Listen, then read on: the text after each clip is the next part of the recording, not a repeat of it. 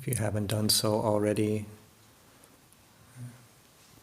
please find a posture that you can sustain for a reasonable amount of time without moving.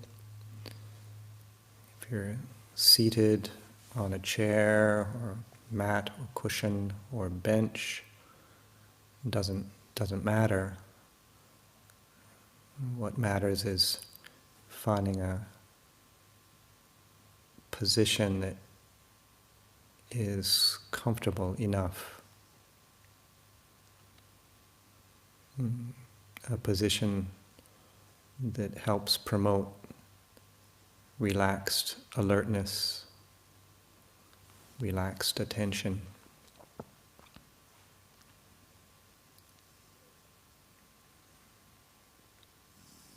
That balance between relaxation and attention, poised.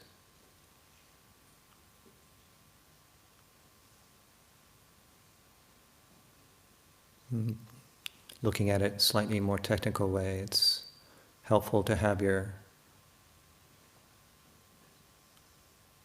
shoulders, your arm sockets above your hip sockets, and your ears, the ear canal in line with the shoulder, the arm sockets.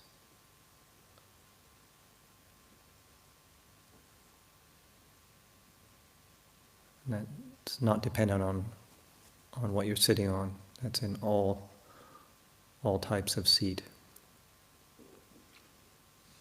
And if those three things are lined up, then all the natural curves of the spine and neck can function more easily, more harmoniously.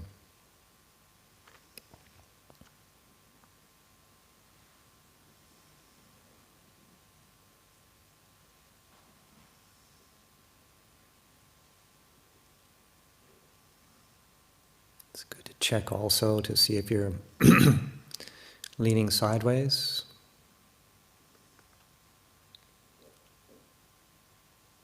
Really try and find that center point, that physical center point.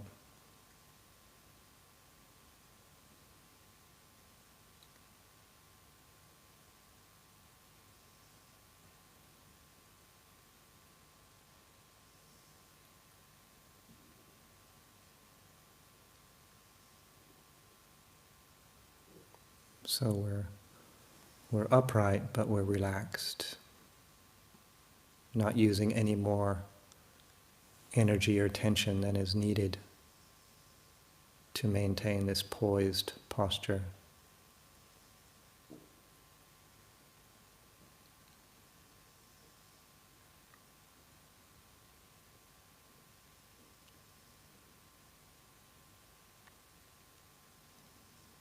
We're at the end of the day here in England. And usually at the end of our day, no matter where we are, many things have come through consciousness. Many exchanges, things we've seen, heard, and so on, done.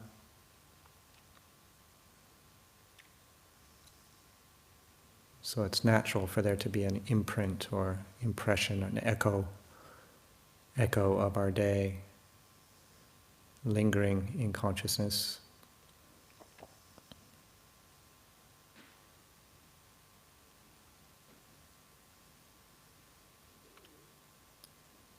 Now we can all just stop adding to that.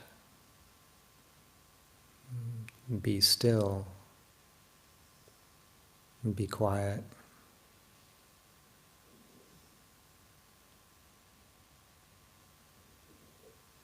Let those echoes fade away or fade more into the distance. Perhaps settle.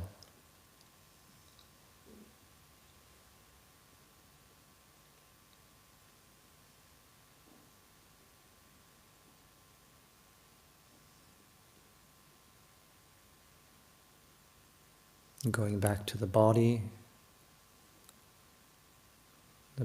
generally appreciates our attention.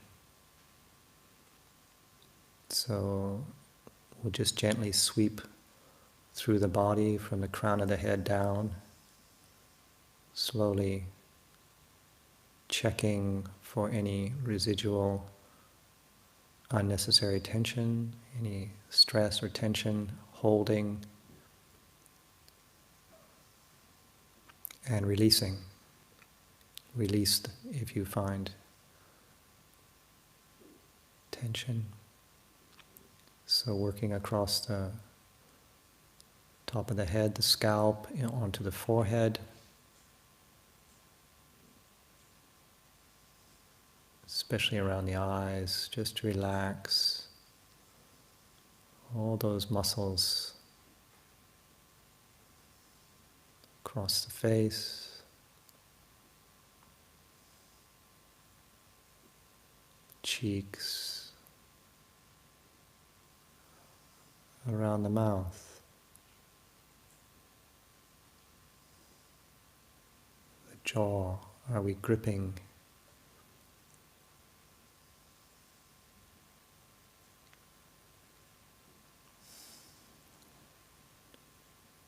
Whole face, all around the ears.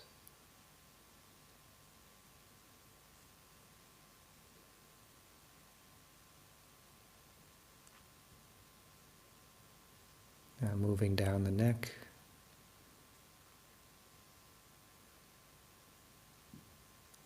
Just checking. Giving attention to the body with the intention of releasing unneeded energy.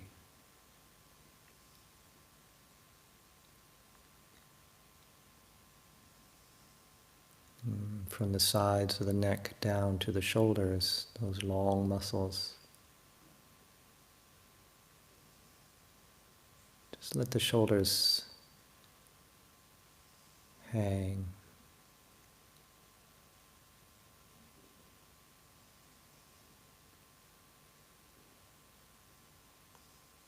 Now continue down the arms.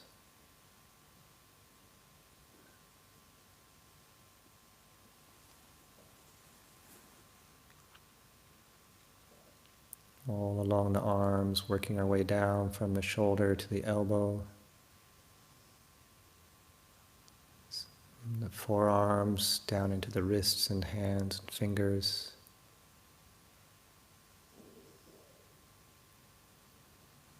Release. Relax.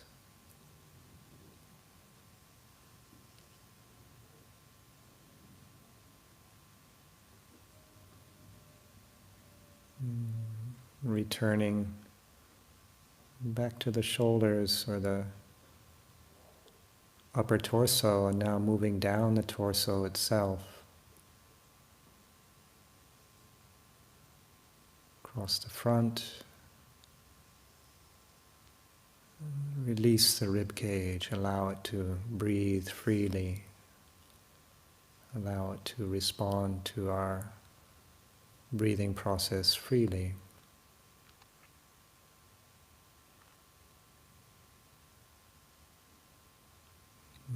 The abdomen.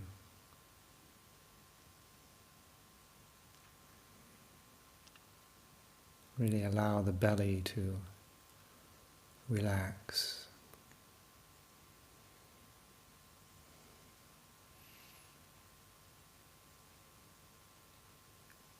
Now do the same down the back. And just using enough muscular energy to keep us upright. We obviously can't relax completely, otherwise we might slump over.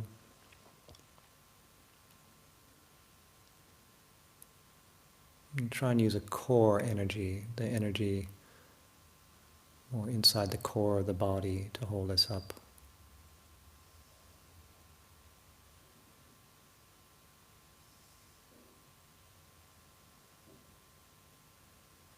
along the sides of our body, from under the arms down to the hip socket.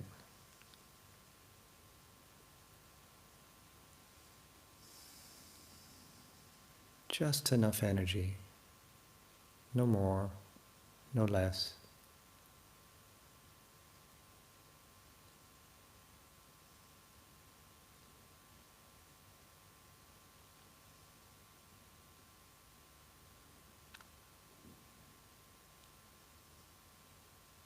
So around the hips, hip sockets,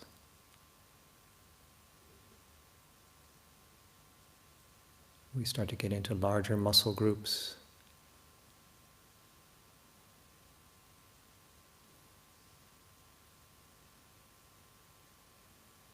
Relax as much as possible as we move along the legs,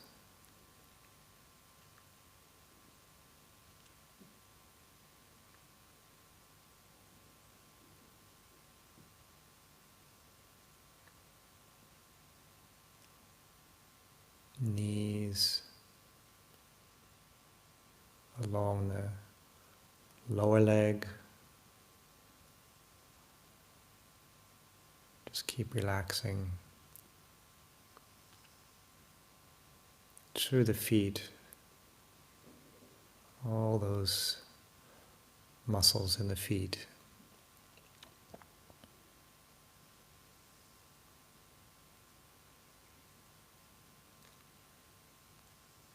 And just for a few moments, try and hold the whole body in our awareness as a relaxed, poised but relaxed entity. From the top of the head, right to the toes.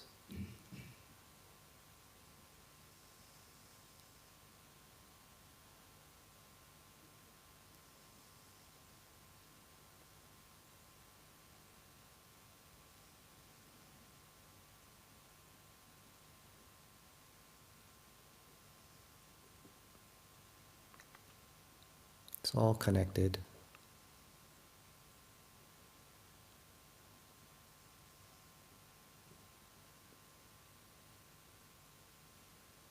And as we're doing that, begin to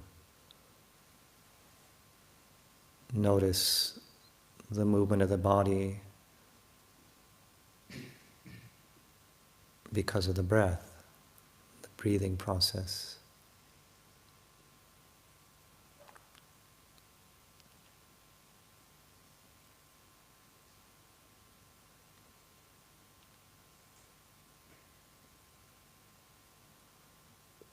That expansion and contraction.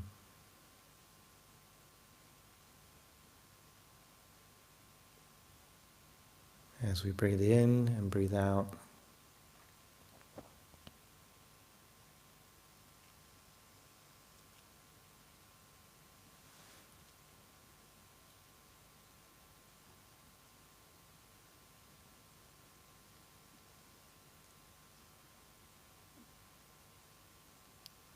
Let's allow our attention to rest there for the next few minutes.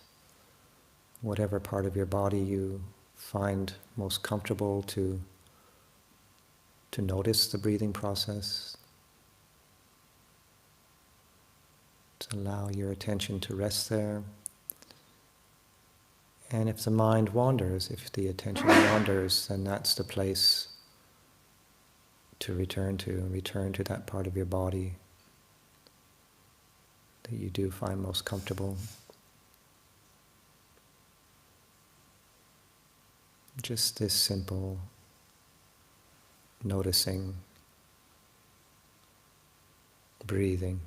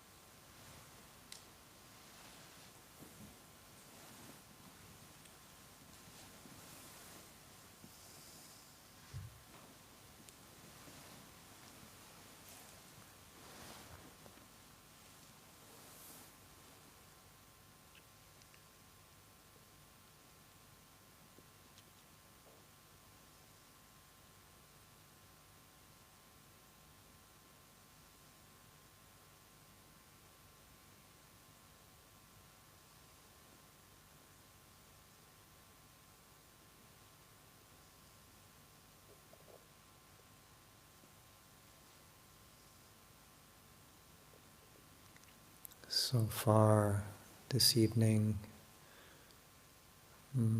most of the instruction has been around the body, setting up a posture,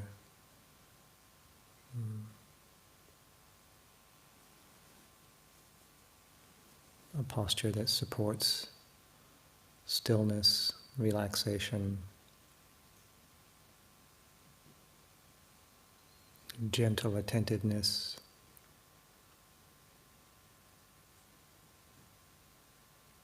But what about the heart and the mind? As I said earlier, that maybe from depending on where we live, this is the end of our day. Not just this day, but accumulations of things that we experience, encounters that we have. Sitting down still like this, sitting in a state of stillness, that doesn't stop the mind or the heart.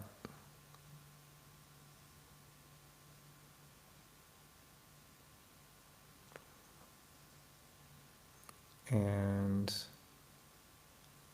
the way I have learned and the way I approach it is that it's not about stopping the heart or stopping the mind, but noticing, clearly seeing, letting it flow, letting it settle, letting it move, not being stuck, not having things stuck in our heart, stuck in our mind.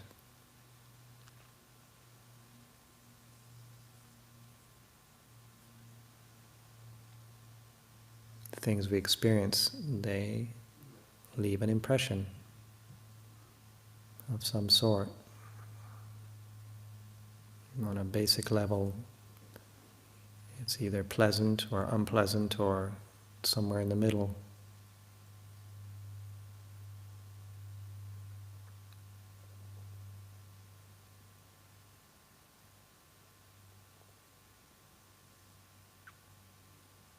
Also, at the end of the day, sometimes the mind can be quite active and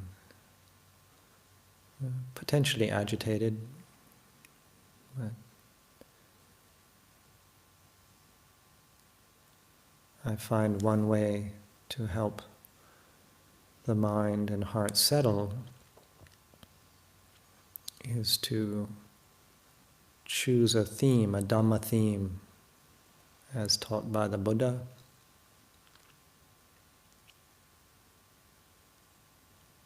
And to actively reflect on that theme, to use those teachings for reflection, which is what they were meant for.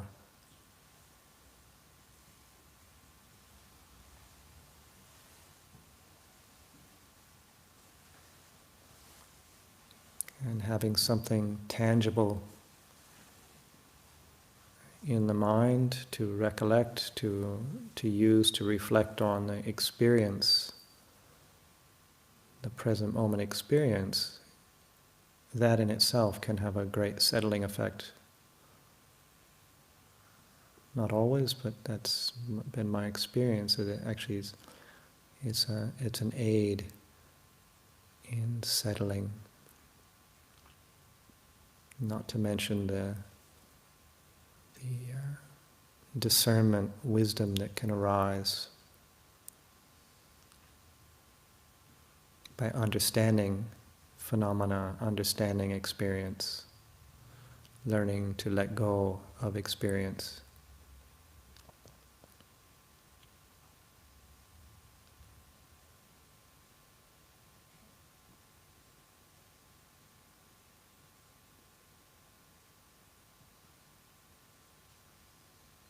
Using these tools to develop peaceful heart, peaceful mind. in all conditions.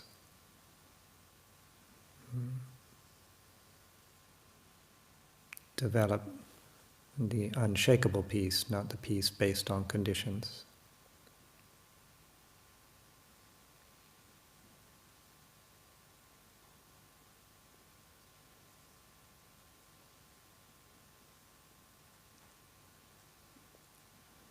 During meditation like this, one of my, I suppose you could say, favorite or frequent themes is to recollect the 5 hindrances.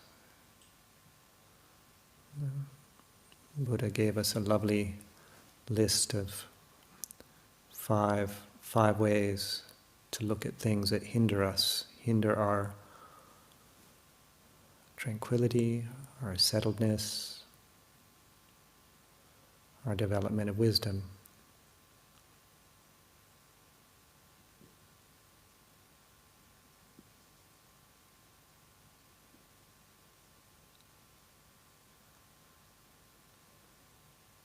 So within this list of 5, the first is sense desire.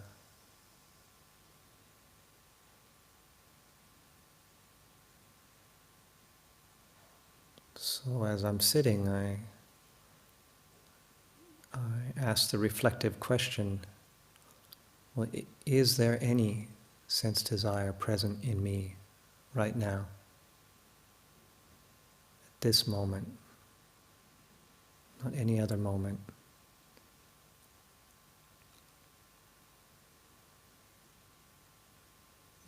Human beings are sense beings. We're born into that. We have senses, and in Buddhist practice there are 6 senses, so the sense of the eyes, ears, nose, tongue, body, and the intellect.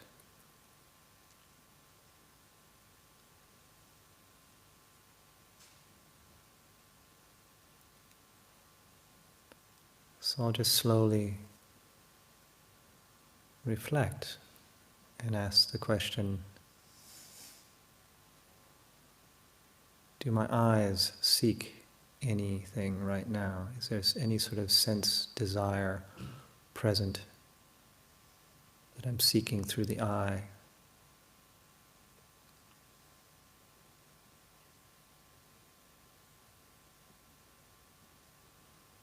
Of course, now, for those of us who meditate with our eyes closed, as I generally do, the answer is very, very quick to come.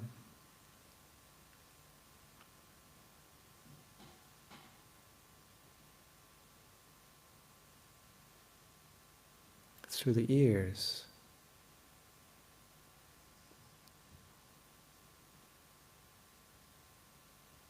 Am I seeking any sort of pleasure through the ears, or am I trying to avoid sound?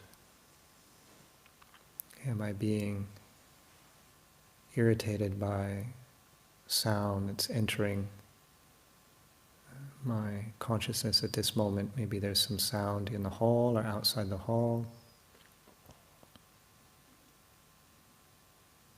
Am I seeking for that to end? So right there, that would be me seeking pleasure by getting rid of sound. It falls within the same category.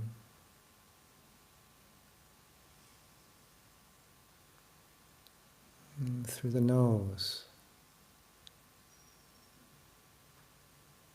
Just slowly working our way through the 6 sense bases,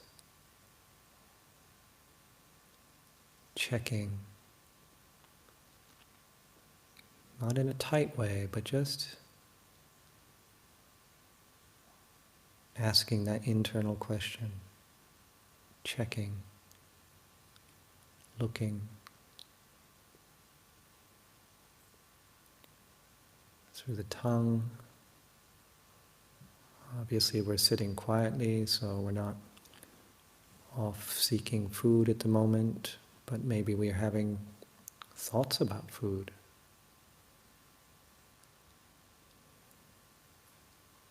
Memories, recollections, hopes for tomorrow, something to eat or drink.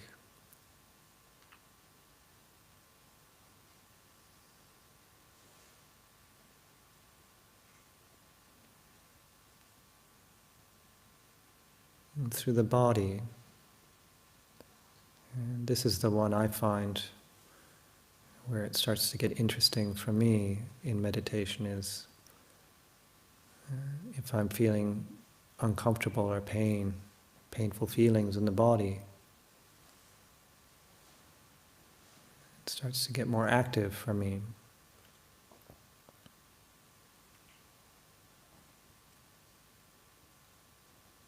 So I take a look.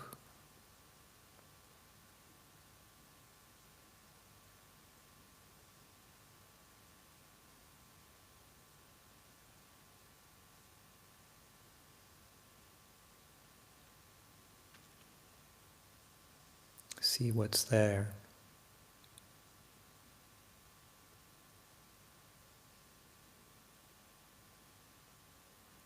And then the intellect is also, I think, for a great many of us, where we start to see things. The active mind, the mind remembering, the mind planning, scheming, you name it.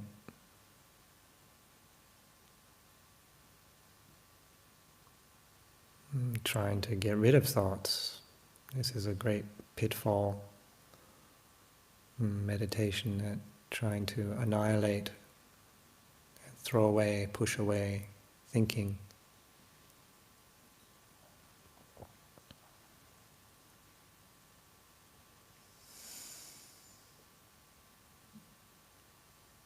So the question, what do we do when we see these things, see desires,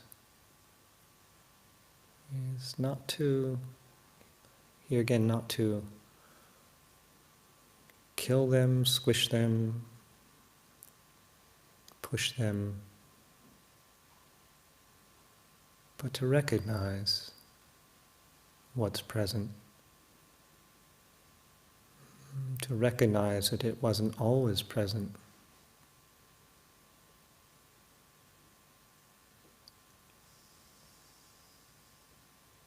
To notice it moving,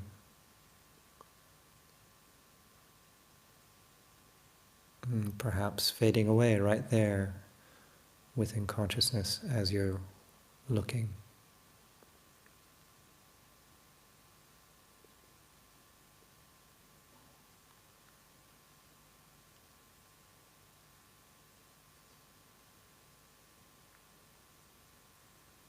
We are sense beings. This is nature. This is natural.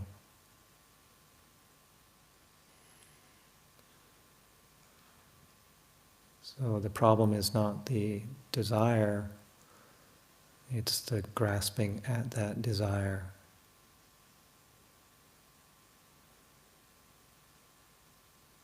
Taking action based on that desire. The energy to get rid of desire is also clinging to desire. Clinging to trying to get rid of it.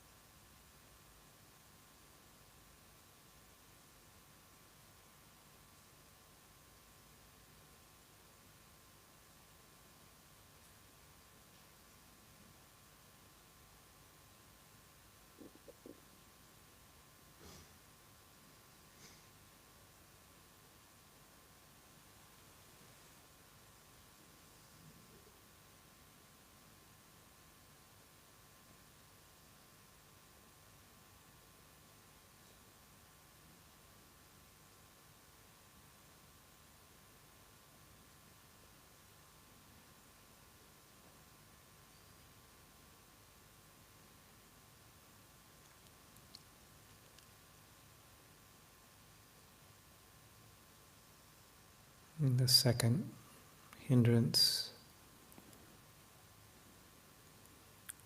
is often translated ill will, as ill will, hatred, aversion, hostility.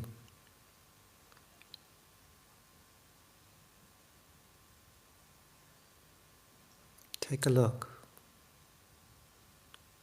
Is there any of those emotions or thoughts in the mind and heart at this moment?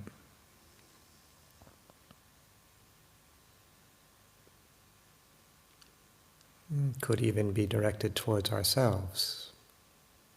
Very common.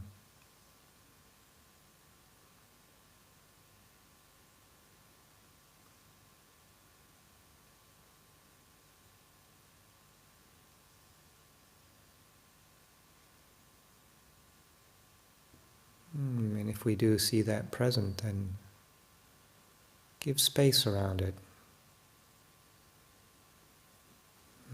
Compassionate view. The gentleness, the kindness. And soften. These are natural human emotions.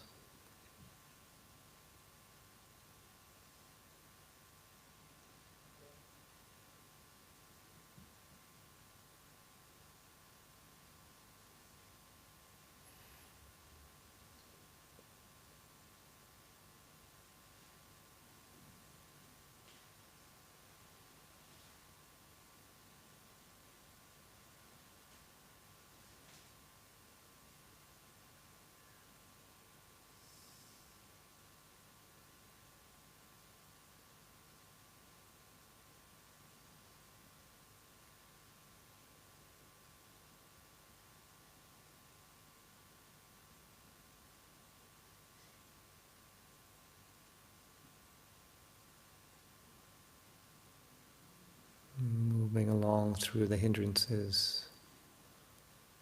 The third is often translated as sloth and torpor.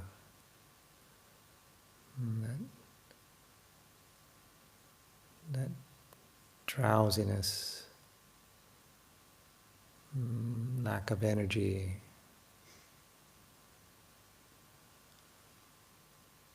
lack of interest.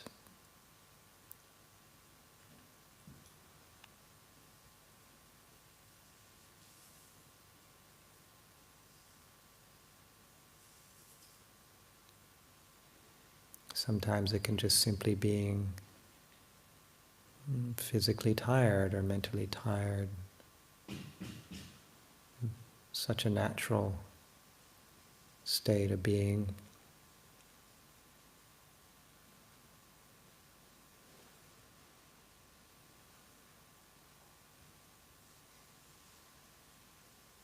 But sometimes it's not just physical, it's a mental depression.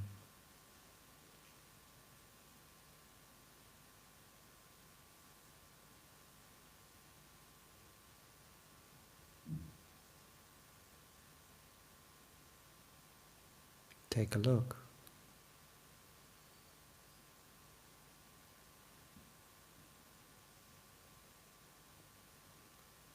And that taking an interest in it can often lift us out of it. It's a wholesome interest.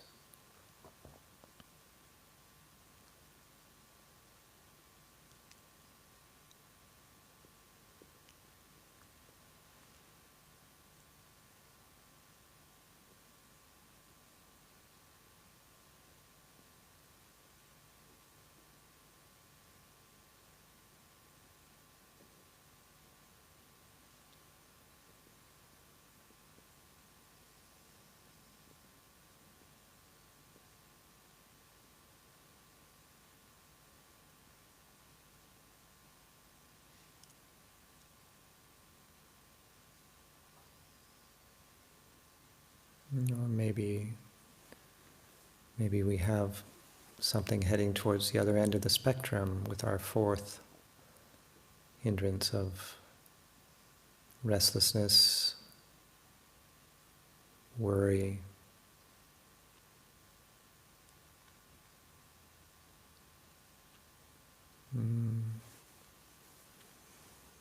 I'll use the Pali term for this one, udacha kutkucha. Even the words, they, at least in me, they invoke, paint a portrait of restlessness. Udacha kutkucha.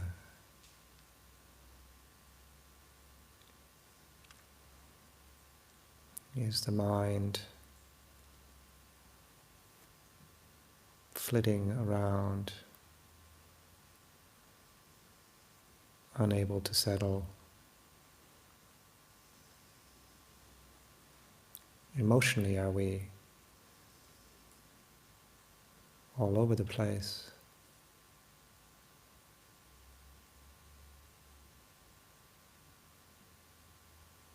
Here again, not to judge these things, but to recognize, because that's a massively important starting point, is to know what's present.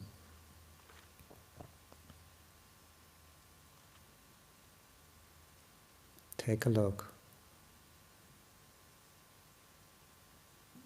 a gentle look.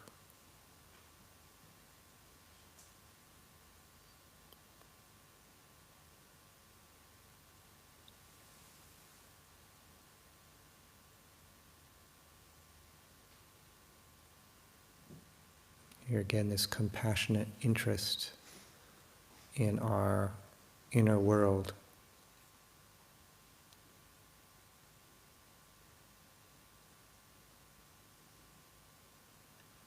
Are we worrying? Worrying about things we've done, worrying about the future.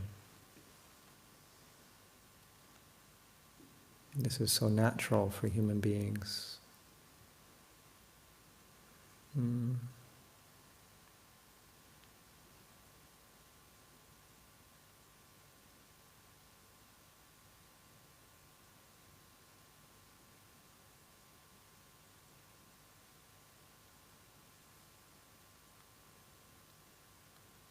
This is where I like to apply and reflect on the teachings of impermanence, of uncertainty.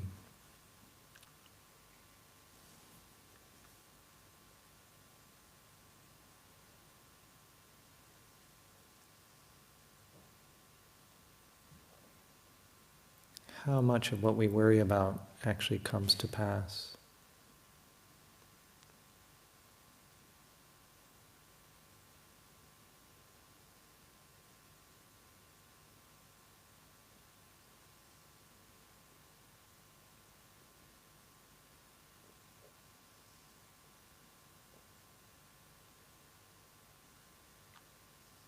The way things change. That's why I really appreciate that so common phrase, we'll cross that bridge when we get to it.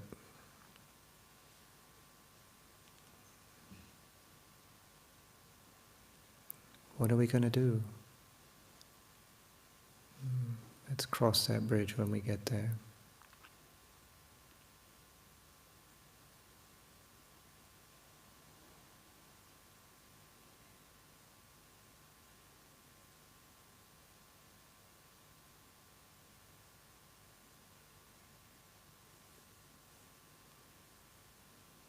And our last of the 5 hindrances is doubt.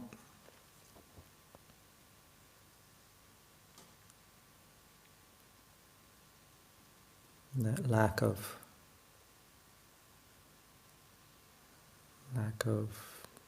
trust.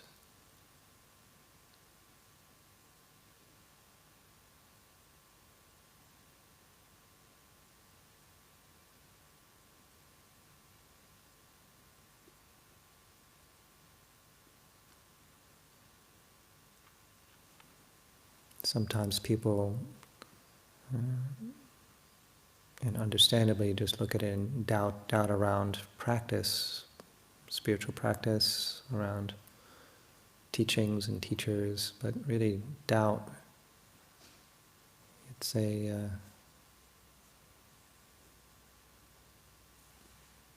energy that, or a heart state, mind state, which is also uncomfortable. Doubt about anything.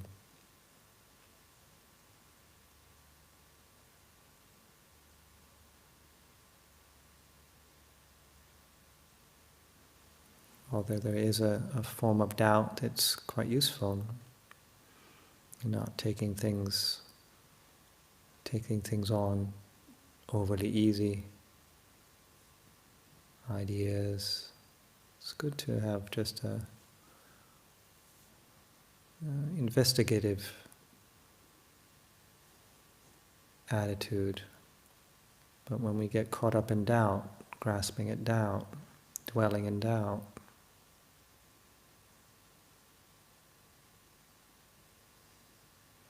a heavily conditioned tendency towards doubt.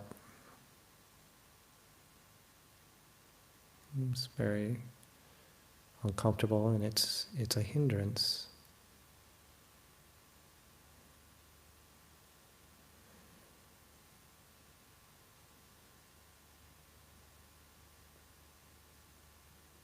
This is where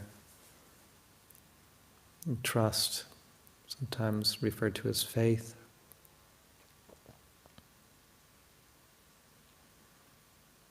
not blind faith, but balanced.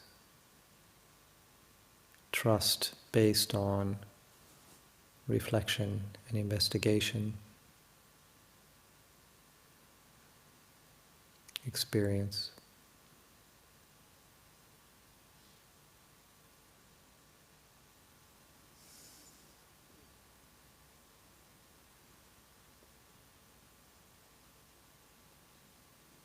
So having worked through these 5 hindrances, to repeat, to be gentle if we see the presence, if we notice the presence of any of these hindrances, not to feel something's gone wrong.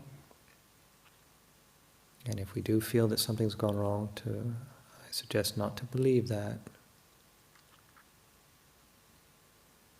We are human beings. We have feelings, we have our intellect, we have our conditioning, our temperament, we have our experience day to day, moment by moment. Stuff arises. We are affected by what we experience. But using a teaching like this, we can take a look and relax, release, let go of the grip that we have on those thoughts and emotions.